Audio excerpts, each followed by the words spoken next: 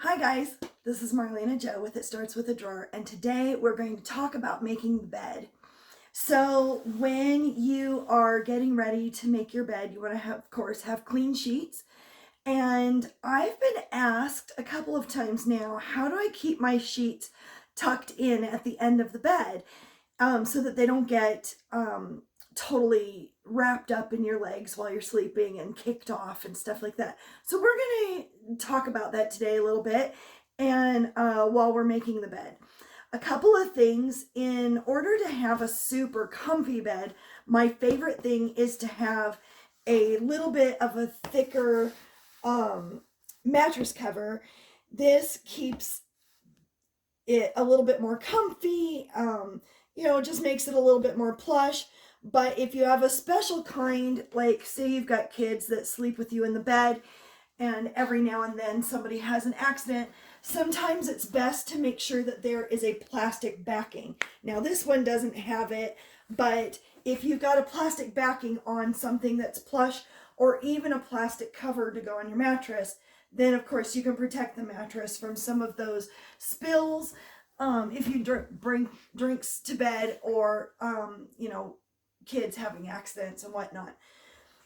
So we're gonna just go ahead and start making the bed, and while I do that, I'll talk to you about a few things.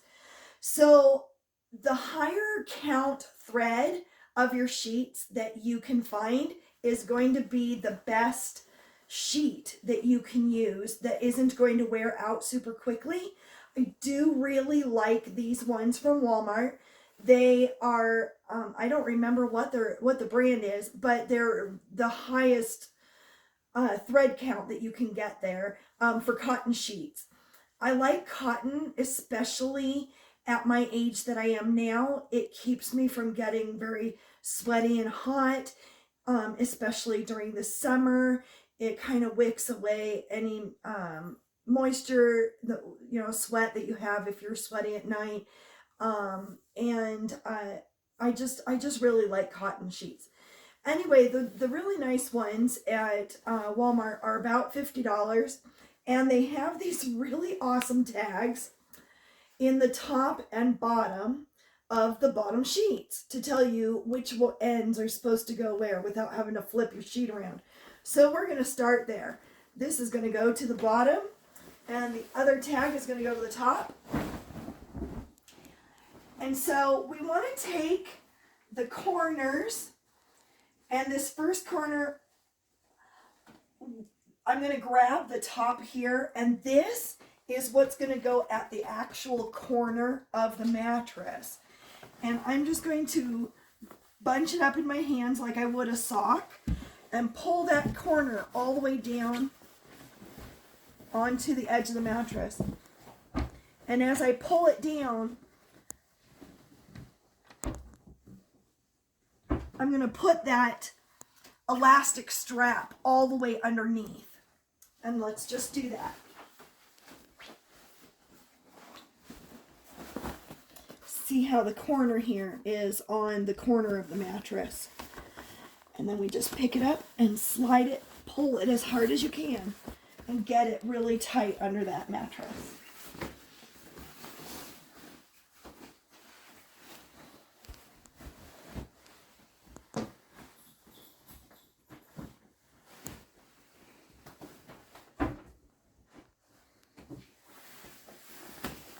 And now we're just going to pull this one, and notice I've got that corner still right at the top of the mattress. We're just going to slide the rest of the sheet down and pop it right underneath. And now that's not going anywhere. All right, second sheet. Now the way to get your top sheet to stay is to make sure you have some extra at the bottom. So the top of your sheet is the part that has the fold over. This is the top.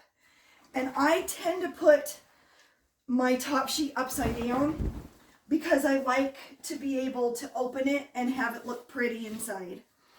So I'm going to line this up. pull the sheet down.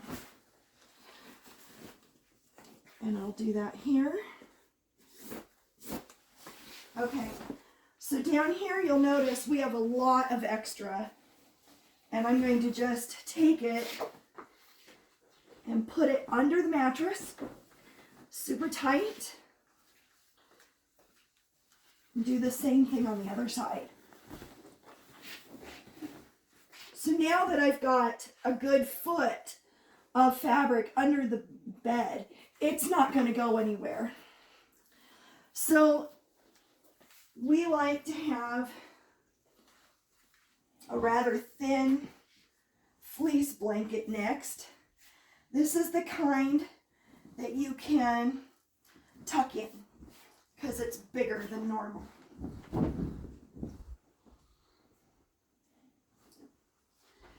And I just line up my top again with the top of my sheet.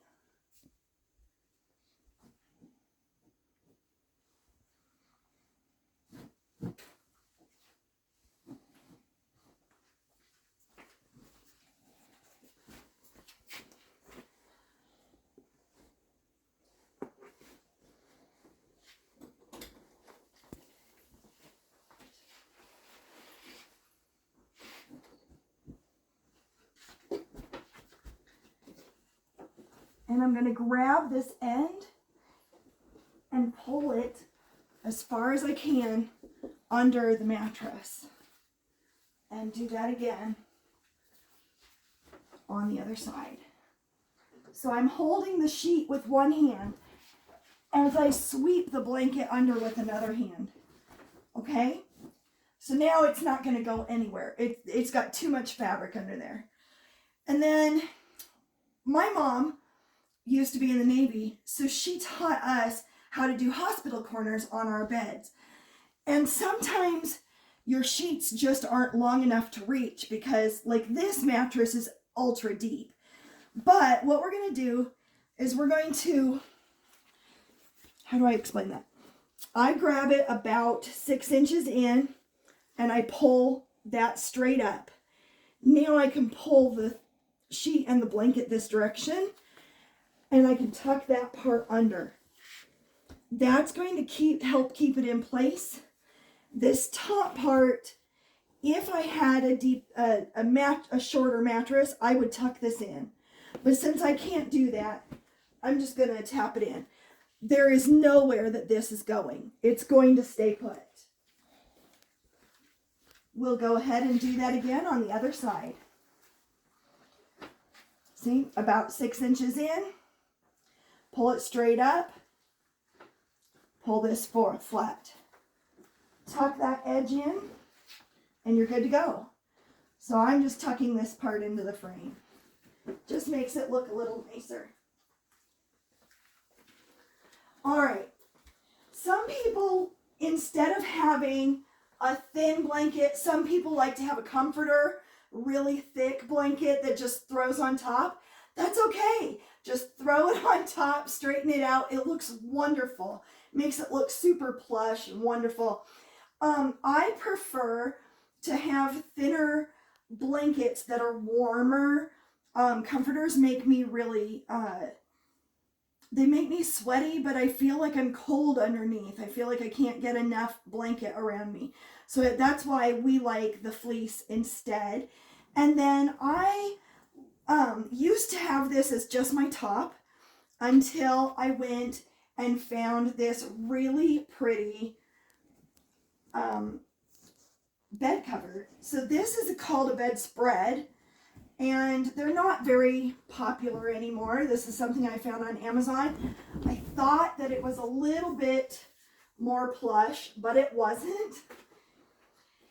And a bedspread is just to cover the bed and make it look more elegant or pretty. A bedspread does not get tucked in at all. So it's kind of like a comforter in that respect. And so I just make it go where I want it to. And a bedspread is funny because you can do this a few different ways. Well, maybe a couple different ways. So a bedspread, you can fold it down enough to where you can put a pillow under it and fold it over the pillow. Or what we're going to do on my bed is I'm just going to fold it up so it looks nice and pretty, and we're going to put the pillows on top.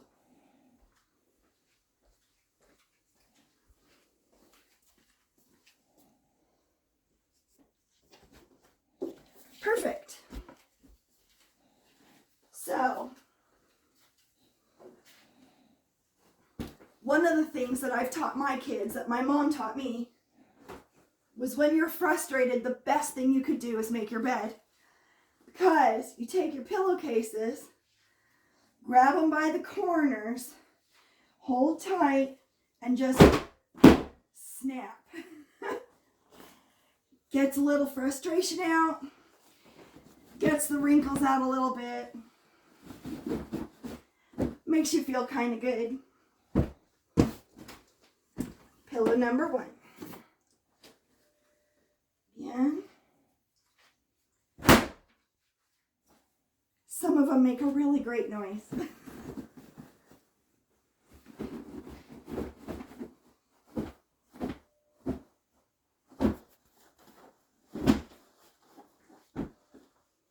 2. All right.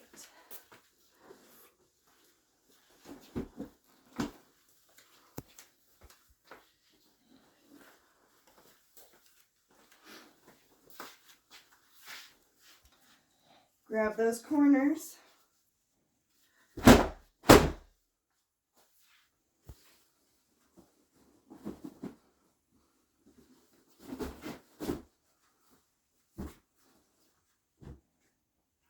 Do you like a lot of pillows on your bed?